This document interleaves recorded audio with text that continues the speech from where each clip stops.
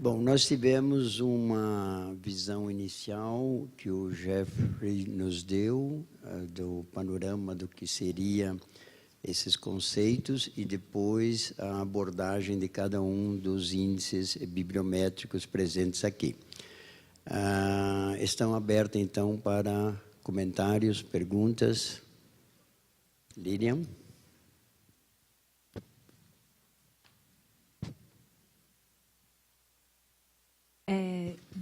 My name is Lilian. I'm from BDAMI, which is a specialized center of the Pan American Health Organization. My question is for Kathy.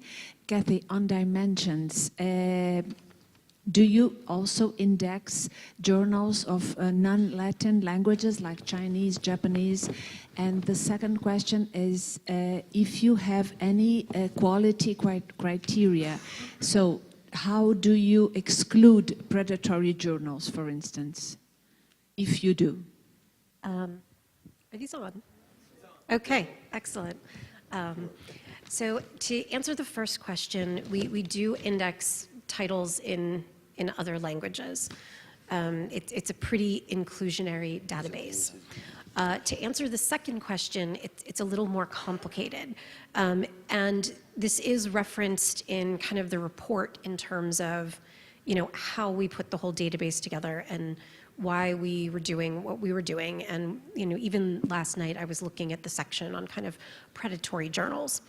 And for the most part, we index the title unless it is extremely obvious it is predatory.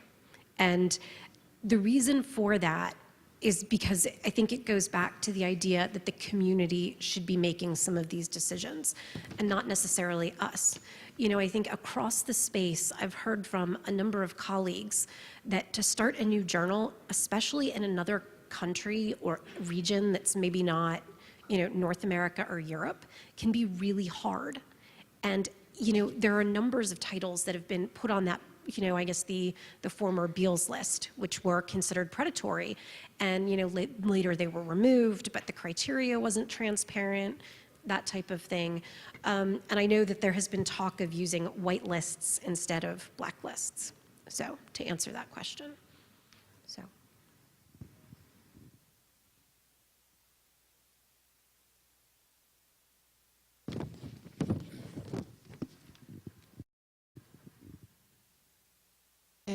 Muchas gracias. Voy a decir mi pregunta en español. Esto es relacionado con lo que dijo Jeffrey y que creo que comparte muchas personas en la comunidad, que es la situación de tener la infraestructura abierta también y en manos de la comunidad para realmente hacer del acceso abierto o de la ciencia abierta una realidad. Entonces quería preguntarle a Susan cuál es la opinión que tiene Elsevier respecto a las críticas que se han hecho en la forma en que Elsevier ha obtenido, comprado infraestructura para mantener, digamos, pues el control de los diferentes procesos en la investigación, como Plum, Mendeley, etcétera.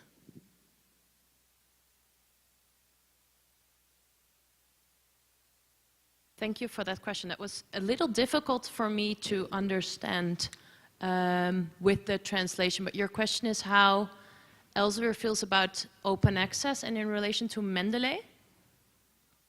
No.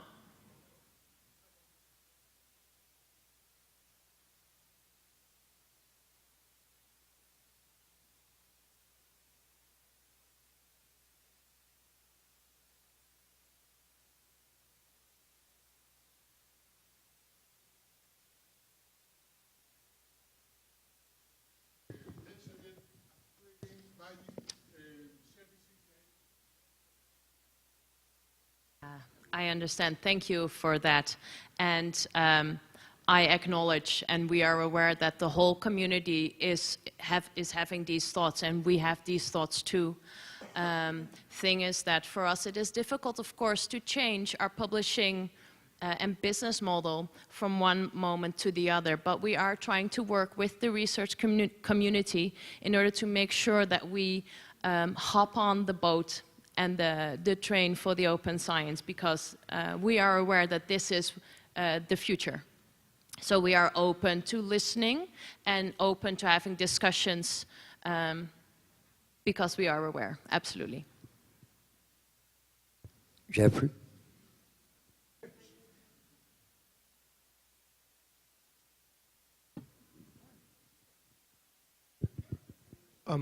So one thing I wanted to say, I think one of the difficulties we have as a community is that we're quite aware now of this issue of infrastructure, but we're still grasping at trying to define what it is and what's infrastructure and then what's value add on top of that. And so one thing I'd just say and point out is that there are some areas, notably ORCID and Crossref, where Elsevier, for instance, was a major player in founding both of those. And where, when they founded it at the time seemed to be a direct competitor to something that they were doing, but they decided that this was stuff that actually needed to be shared by the community. And so I think that one of the things that's happened is that, you know, at some points we realize that there are things that really are better completely done together, but we haven't really yet divided the line there. Now, clearly I've tried to do that in various forms by saying that, for instance, the research that the information about the behavior of researchers and their interactions is information about the research process itself. That's one of the things that it seems to us that I think more and more people are realizing we have to protect. But again, I don't think the definition of where the value add and the infrastructure has been defined yet. Thanks. Sonia? I'd like to make, Sonia Vasconcelos from the Federal University of Rio. I'd like to make a question for all of you about the efforts that you have made to strengthen the process of correcting the literature. You have not talked about retractions and things like that during the meeting. And I think that when you see, for example, the initiatives to increase transparency in terms of corrections and what can be made together with the institutions to increase this process. And I'd like to hear from you about this. I think it is important when you are talking about open science and transparency and things like that. So Crossref runs a service called Crossmark, which is a facility that's designed specifically to enable our members to correct the literature in a machine-readable form. So if there is a retraction or a correction or an update, you can register that, and you can register what it is a correction or retraction or an update of. But one of the things I think that's happened is that some places have taken it up and others haven't. To my mind, and I would probably, I would say this, but it seems to me that it is a ridiculous situation at the moment that corrections and retractions and updates are not, as a matter of course, automated and in machine-readable form across the industry. All I can say is that if there are any people here who are not yet taking advantage of Crossmark to make this stuff automated, please do. The data is open. It's available for anybody to make use of. So for instance, people who build tools for bibliographic management and stuff like that could scan all your content and tell you what stuff has been updated or corrected, or what things you've written that might cite stuff that's been updated or corrected or retracted. This seems like such an easy win, but I think that in our industry we've had this sort of mixed feelings about that process. Some publishers are embarrassed when they have to retract or correct something, and that's understandable, but it is one of the fundamental things we do. It's so important, and it is one of the differentiating things that our industry does. It's, no other industry takes that process as seriously as we do, and it really should be a lot more automated. I agree with you. So we as Scopus, we also include errata, retractions, and stuff like that. But the thing is, Scopus is a third-party platform. So we index content from 5,000 different publishers, and we follow the source. So the thing is that we, as Scopus, we will not be adding in, for example, a retraction ourselves. It needs to come in from the publisher. They need to retract it or make an amendment to the content. That is then pushed over to Scopus, and then we show it. But it is absolutely present in Scopus. So I think our answer is going to mirror Suzanne's, basically. I mean, we're pulling data from the publishers, so that's on the publishing side. I do think, one thing that could help is, there's also been a lot of talk about open data. And so if the data is available, then that can certainly help, because, some of that can be caught before publication even happens. So that's something I would encourage everybody that's publishing content to think about, is how they're making the data available and, better ways to do it. Yes, so there are different aspects, I think.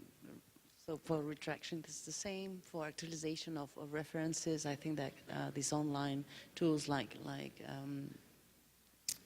what's its name, EndNote, are updated. So if there has been a retraction or if there has been a new incoming citation, then your references are being updated.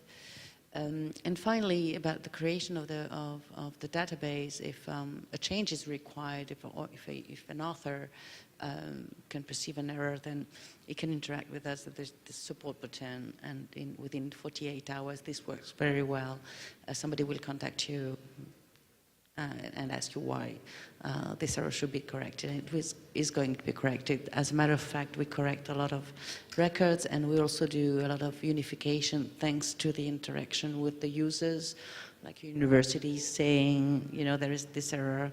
It looks like we are two universities, but in fact we are one, and we do the unification. So I think we have unified about 5,000 or 6,000 universities at that time, and we are increasing that list all the time. All right, I also wanted to, whether it's backpedal, but clearly I think this is the responsibility of publishers. One of the biggest barriers I've seen, and one of the problems that I've seen, is that the process of retracting in particular can be a hugely expensive and politically exhausting and time-consuming process. And so the impact that doing something like that has on a smaller publisher is far, far greater, in proportion. And one of the things that I think would be a very interesting thing would be to see if small publishers could figure out how they can maybe pool resources to cover to help cover the costs of those who are pursuing expensive, retraction processes and stuff like that, because it really can be, particularly if you're a publisher of a single journal or something like that, it could be the difference between your surviving and not going through something like that. So it's not an easy thing to do, even for large publishers, and I can imagine it's much harder for smaller ones. Ok, então eu queria agradecer aos panelistas pela participação. Muito obrigado.